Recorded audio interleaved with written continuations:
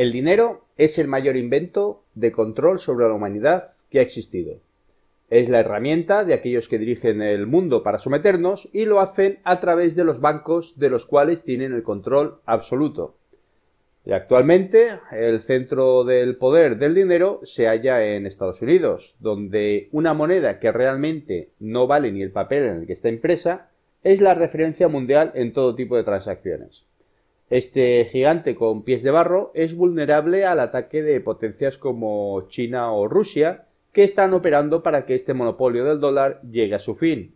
Y en última instancia, esto es lo que puede llevar a Estados Unidos a provocar una guerra, pero no nos confundamos.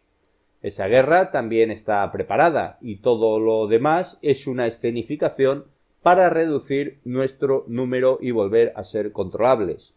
Pero centrémonos en esta herramienta de control llamada dinero y presten atención, porque comprender cuál es el verdadero engaño del dinero es comprender la raíz del sistema de control.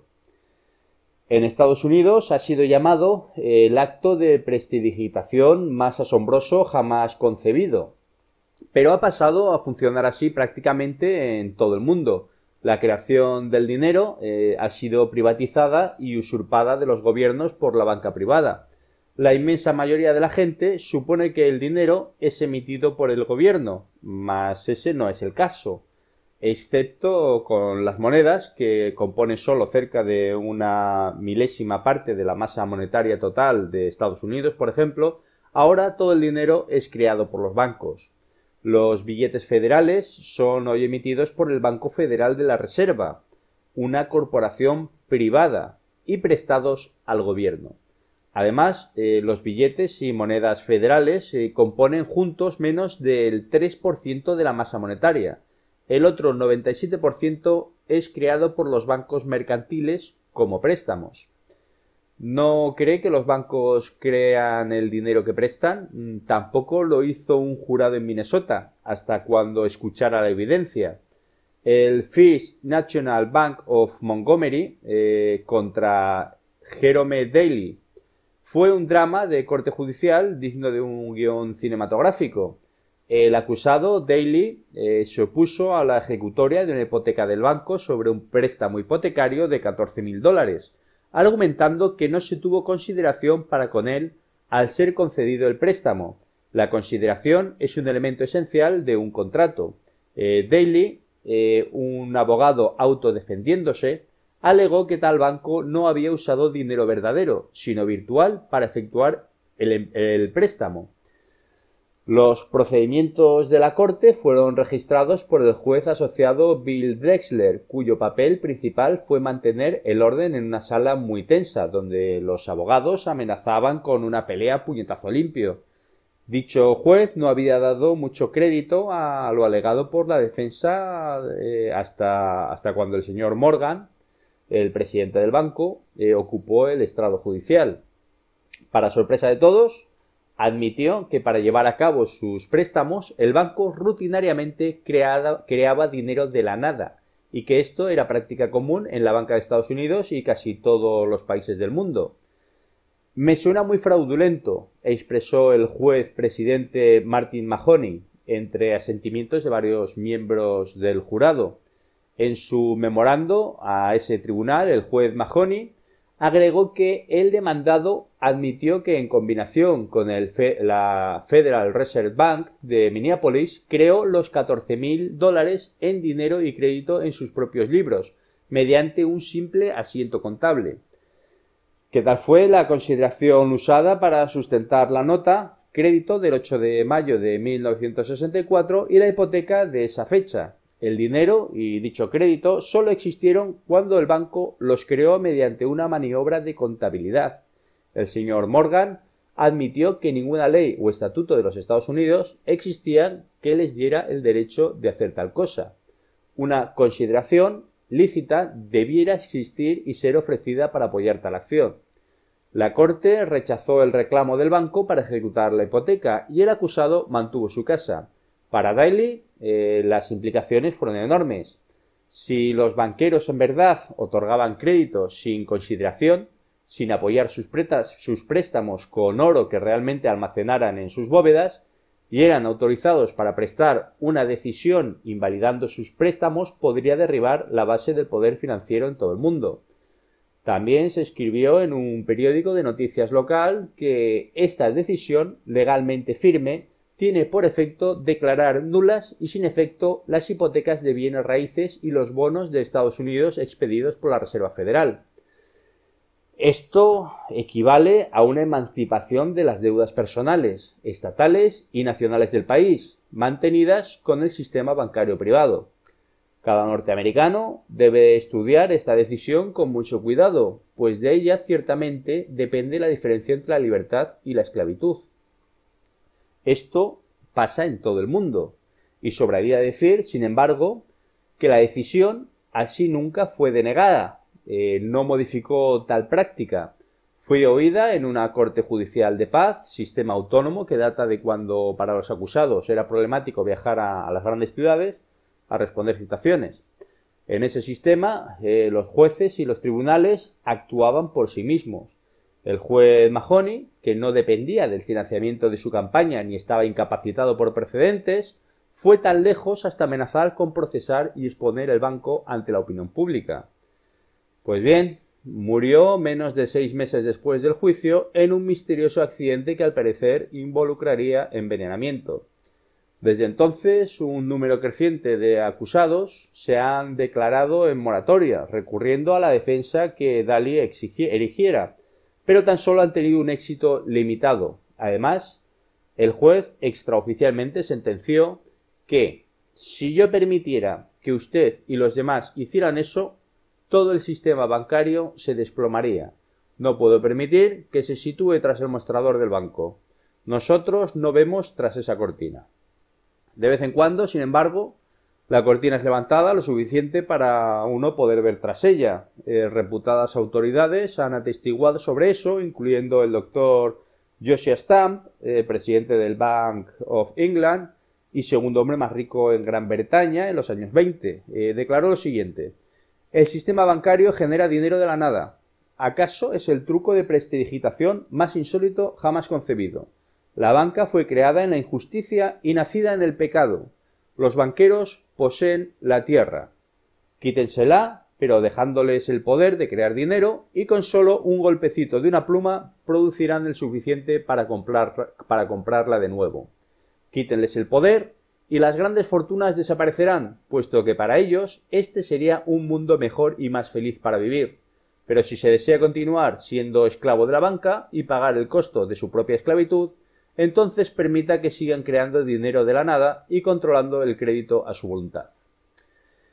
El señor Robert H. Hemphill, gerente crediticio del Federal Reserve Bank de Atlanta durante la Gran Depresión, manifestó en 1934 que dependemos de los bancos. Alguien tiene que pedir prestado cada dólar que circula en dinero o en créditos. Si crean dinero sintético, somos prósperos. Si no, moriríamos de hambre. Es un asunto sumamente importante que personas inteligentes puedan investigar y sobre lo cual debieran reflexionar.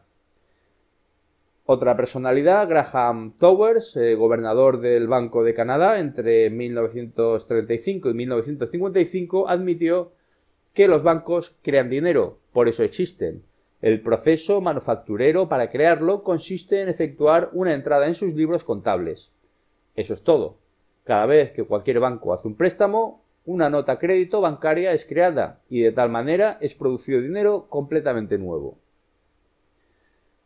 Robert B. Anderson, secretario del Tesoro bajo la presidencia de Eisenhower, dijo en una entrevista realizada el 31 de agosto de 1959 y publicada por la revista US News and World Report que cuando un banco hace un préstamo apenas añade a la cuenta del prestatario en el banco la suma prestada.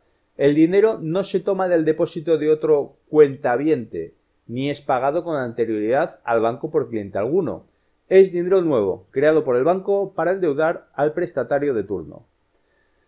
¿Cómo se originó tan astuta maniobra que supera con creces el esquema piramidal Ponzi que ha estado en boga en Estados Unidos y otros países ¿Y cómo ha sido posible ocultarlo a millones de habitantes durante tantos años hasta el extremo de que son más bien poquísimos quienes en verdad lo conocen? Para contestar esas preguntas necesitamos regresar al siglo XVII. En Europa, en el siglo XVII, el comercio se realizaba principalmente con monedas de oro y plata. Las monedas eran durables y tenían valor por sí mismas, pero era difícil transportarlas a granel y podían ser robadas si mantenidas guardadas con candado. Por lo tanto, muchos depositaron sus monedas en establecimientos de orfebres que tuvieran las cajas fuertes más seguras de la región. Entonces, los orfebres expedían convenientes recibos de papel que podían ser comercializados en lugar de las voluminosas monedas que representaban. Estos recibos también fueron usados cuando quienes precisaban de dinero acudieran a los orfebres para de ellos obtener préstamos. La diablura empezó cuando los orfebres advirtieron que solo cerca del 10 al 20% de sus recibos regresaban para ser redimidos en oro en cada ocasión. Podían prestar, sin peligro, el oro de sus cajas fuertes a un interés multiplicado varias veces, a condición de mantener el 10 al 20% del valor de sus préstamos en oro, para satisfacer la demanda.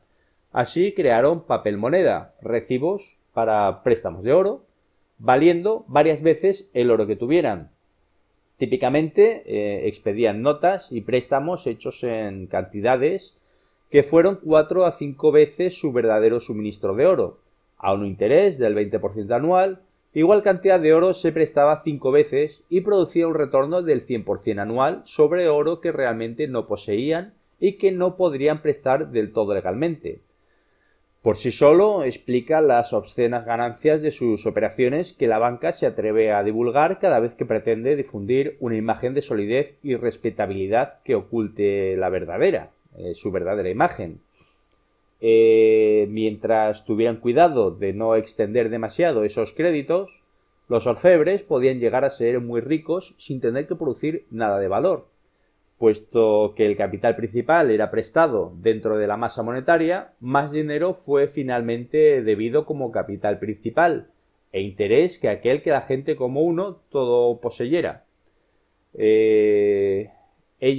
gente tenía que solicitar continuamente renovados préstamos de papel moneda para cubrir sus insuficiencias, causando que la riqueza del pueblo y del país fuera recirculada hacia las bóvedas de los orfebres convertidos en banqueros, mientras los ciudadanos, organismos e instituciones quedaban progresivamente atrapados en sus deudas, a menudo impagables, tal y como las moscas irremediablemente quedan apresadas en las redes que tan astutamente son tejidas por las arañas para cazarlas y devorarlas. Pues el sistema crediticio es exactamente lo mismo, es una red trampa. Siguiendo este modelo, en los Estados Unidos del siglo XIX, los bancos privados imprimieron sus propios billetes en sumas hasta 10 veces las reservas verdaderas de oro. Fue llamada la banca de reserva fraccionaria, significando que solo una fracción de los depósitos totales manejados por un banco era mantenida en reserva para poder satisfacer la demanda de sus depositantes. También hubo frecuentes carreras de clientes vueltos e incrédulos hacia los bancos, exigiendo su oro, con frecuencia terminando por originar su quiebra, tornando inestable el sistema bancario. En 1913, el sistema de billete bancario privado fue por tanto consolidado en un sistema único de billete de Banco Nacional bajo el Federal Reserve Bank, corporación que ha poseído privadamente el derecho de imprimir los billetes federales de reserva y prestarlos a los gobiernos. Estos billetes, que fueron emitidos por el FEA, el Federal Reserve Bank, por el costo de su impresión, vinieron a formar la gran base de la masa monetaria nacional. 20 años después, el país encaró una depresión masiva. La masa monetaria se contrajo, los bancos cerraron sus puertas y el oro huyó a Europa. En esa época, los dólares debían ser en un 40% respaldados por oro, por lo cual, junto al valor intrínseco de cada dólar que dejó el país, 2,5 dólares en créditos también desaparecieron. Para evitar tan alarmante espiral deflacionista que desplomaría la masa monetaria, En 1933, el presidente Franklin Delano Roosevelt sacó el dólar del patrón oro. Hoy, la Reserva Federal todavía opera el sistema fraccionario de la reserva, pero sus reservas apenas consisten en lo que el gobierno vincule, o deudas. El gobierno imprime bonos, la Reserva Federal emite billetes federales de reserva y con ello básicamente intercambian montones de papel, dejando el gobierno endeudado con una corporación bancaria privada, la cual resulta ser nada menos que el célebre y todopoderoso Federal Reserve Bank, por dinero que él mismo pudo haber emitido completamente libre de deudas. Todo esto ha conseguido que seamos esclavos dependientes del dinero y que prestemos más atención a cómo conseguirlo que a cómo ser más felices con lo que tenemos. Nuestra mentalidad ha sido programada para conseguir más bienes materiales a través del dinero, los cuales, a su vez, hacen que todavía queramos más por el mero hecho de poder hacerlo. Cualquier otra mentalidad que no esté basada en el dinero es tratada como utópica e imposible de realizar.